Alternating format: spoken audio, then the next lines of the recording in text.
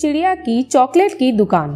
टीना नाम की चिड़िया अपनी माँ और अपने छोटे भाई पिंटू के साथ रहती थी।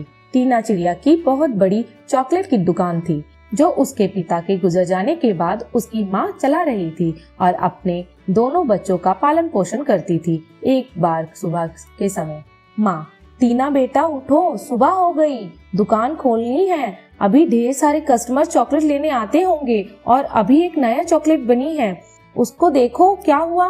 टीना, अरे माँ उठ रही हूँ, बस 5 मिनट और सोने दो।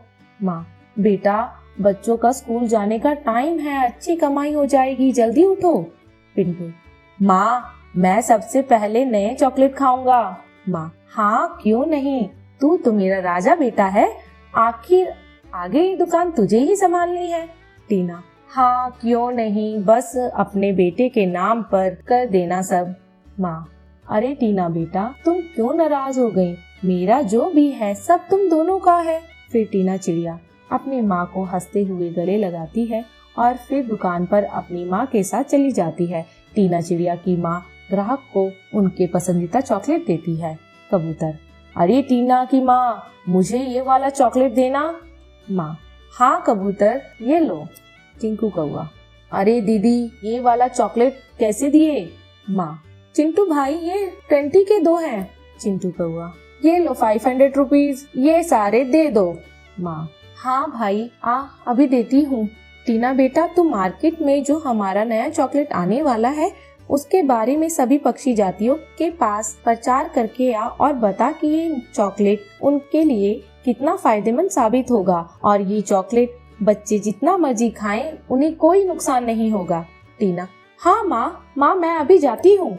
मीनू कबूतर, अरे वाह दीदी, भैया के जाने के बाद आपने कारोबार को बहुत अच्छे से संभाला हुआ है और दोनों बच्चों को सही ट्रेन कर रही हो। माँ, हाँ मीनू, अब मेरे बाद इन दोनों को ही ये सब संभालना है तो अभी से ही करना होगा। ऐसे ही टीना चिड़िया अपनी माँ के साथ मिलकर अपने चॉकलेट की दुकान को खूब अच्छे से चला रही थी। तो वहीं दूसरी तरफ तोता टीना चिड़िया के कारोबार को देखकर उससे जलता है। तोता गुस्से में, ये टीना चिड़िया भी अपने बाप की तरह तेज निकली, इसके बाप के आने से पहले मेरी दुकान है, लेकिन फिर भी गांव के सारे पक्षी इसके दुकान से ही चॉकलेट लेते हैं और सालों से मुझे भारी नुकसान चुकाना पड़ रहा है, लेकिन अब बस बहुत हुआ, इनको मैं अब छोड़ूंगा नहीं। कौवा, क्या बात कर रहे हो, दीवार से हा हा। तोता हंसते हुआ, अरे कुछ नहीं, आपको कौन सी चॉकलेट चाहिए। कौवा, नहीं मुझे कोई नहीं चाहिए, मैं तो टीना बिटिया की दुकान से लूंगा, उसके चॉकलेट सस्ते के साथ अच्छे भी होते हैं। तोता, तेरी तो गुस्से में। ऐसे ही टीना चिड़िया का परिवार हंसी खुशी रह रहा था कि एक दिन तोता गुस्से में आके टीना चिड़िया की दुकान में आग लगा देता है। उस समय टीना चिड़िया की माँ वहाँ मौजूद थी। टीना रोते हुए, माँ ये क्या हो गया, तुम्हें आग कैसे लगी, दुकान में सारे पैसे सब यही था, अब क्या होगा माँ, तुम ठीक हो जाओगी, मैं अभी हॉस्पिटल लेके जाती हूँ। पिंटू रोते हुए, माँ तुम हमें छोड़ के नहीं जा सकती। माँ, टीना बेटा तुम अपना और अपने भाई का ध्यान रखना। इतने में टीना की माँ मर जाती है। फिर टीना अपना और अपने भाई का जैसे तैसे पालन पोषण करती है कि एक दिन उस तोते की सच्चाई सबके सामने आ जाती है और उसे जेल हो जाती है और फिर उस तोते की दुकान टीना चिड़िया की हो जाती है और वो उसमें अपनी चॉकलेट की दुकान दोबारा खोल लेती है और अपनी माँ के सिखाए गए तरीके से कुछ ही दिनों में चॉकलेट का कारोबार बढ़ा लेती है और हंसी खुशी अपने भाई के साथ रहने लगती है। चिड़िया का तरबूज घर। चिड़िया रानी अपने छोटे से घोंसले में अपने पति कौवे और बेटे पिंटू के साथ रहती थी। दोनों पति पत्नी ने हाल ही में तरबूज की खेती करना शुरू की थी। मानसून के मौसम को देखकर एक दिन कौवा कहता है, कौवा, जल्दी से तरबूज उग जाए तो मेरी भी आस है कि इन्हें बेचकर हमारे लिए मैं एक नया मजबूत घर बनाऊंगा, क्योंकि यह घोंसला रहने के लायक नहीं है। मानसून का तूफान महीना आ चुका है। रानी, जी बिल्कुल। पिंटू, माँ देखना, जब हमारे खेत के तरबूज बड़े हो जाएंगे तो मैं उनको खाया करूँगा। रानी, हाँ बेटा जरूर खाना। वक्त बीतता है। चिड़िया रानी और कौवे की मेहनत से तरबूज के खेत में अब तरबूज आ गए थे, जिन्हें बेचकर उनकी जिंदगी अच्छी व्यतीत हो रही थी। पर यकायक रात में मूसलाधार बारिश होने के बाद तूफान भी तेजी से आया, जिससे रातों रात उन्हें अपना घोंसला खाली करना पड़ा। तभी कौवा अपने परिवार के साथ एक बड़े पेड़ के नीचे आ जाता है। कौवा: हे भगवान, यह तो बहुत भयंकर तूफान आया है। पिंटू: पापा, मुझे तूफान में बहुत डर लग रहा है, कहीं मैं उड़ तो नहीं जाऊंगा ना, आप मुझे पकड़ लेना। कौवा: अरे हाँ बेटा, मैं ऐसा कुछ नहीं होने दूंगा। रानी: पिंटू के पापा, मुझे समझ नहीं आ रहा, अब हम कहाँ रहेंगे और वह घर उजड़ चुका है।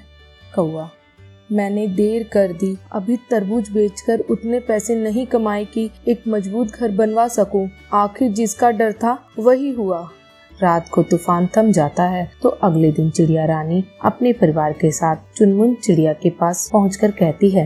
रानी: चुनमुन दीदी, कल रात की बारिश में हमारा घर टूट गया, क्या कुछ समय के लिए आप हमें सहारा देंगी? हमारा घर बनते ही हम चले जाएंगे। चुनमुन: अरे बस इतनी सी बात, यह भी कोई कहने की बात है, आओ ना, घर में तुम लोगों का स्वागत है। कौवा: शुक्रिया चुनमुन दीदी। रानी: अरे दीदी, आपने तो बहुत सुंदर घर बना रखा है। चुनमुन: हाँ वो तो। कौवा: शुक्रिया दीदी।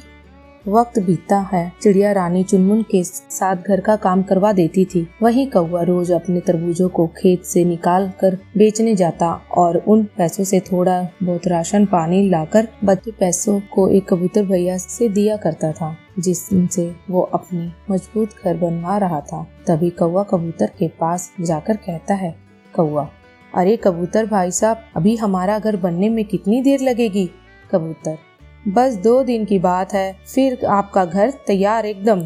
कौवा: शुक्रिया कबूतर भाई, यह आपके बकाया पैसे देकर। ये कहकर कौवा वहाँ से चला जाता है। अगली रात को फिर से तेज बारिश होती है। घबराहट में कौवा और चिड़िया रानी जब अपने घर को देखने आते हैं तो कबूतर भैया को मृत और अपने टूटे हुए घर को पाते हैं। अब उन पर ना खाने का ठिकाना ना रहने का, इसलिए वह चुनमुन के घर से भी अपने बेटे के साथ तरबूज के खेत में आ जाते हैं। उनके तरबूज का खेत भी उजड़ चुका था, सिवाय एक तरबूज के। तभी चिड़िया रोते हुए बोली। चिड़िया: सब बर्बाद हो गया, अब हम कहाँ रहेंगे, हमारे साथ ऐसा क्यों हुआ? तभी उसकी आवाज सुनकर वह एक तरबूज बड़ा होकर कहता है। तरबूज: तुम रो मत चिड़िया रानी, तुम्हारी मेहनत अभी भी बिगड़ी नहीं है। तुम्हारे खातिर ही भगवान ने मुझे इस तूफान में से बचाकर रखा है, ताकि तुम्हारा परिवार मेरे तरबूज के घर में रहे। रानी: क्या सच में ये तरबूज घर हमारा है? तरबूज: हाँ तुम्हारा है, और तुम फिक्र मत करो, तुम्हारी मेहनत से यह तरबूज की खेती फिर से जी उठेगी, विश्वास रखो। इस तरह चिड़िया रानी अपने तरबूज के घर में खुशी खुशी अपने परिवार के साथ रहने लगती है।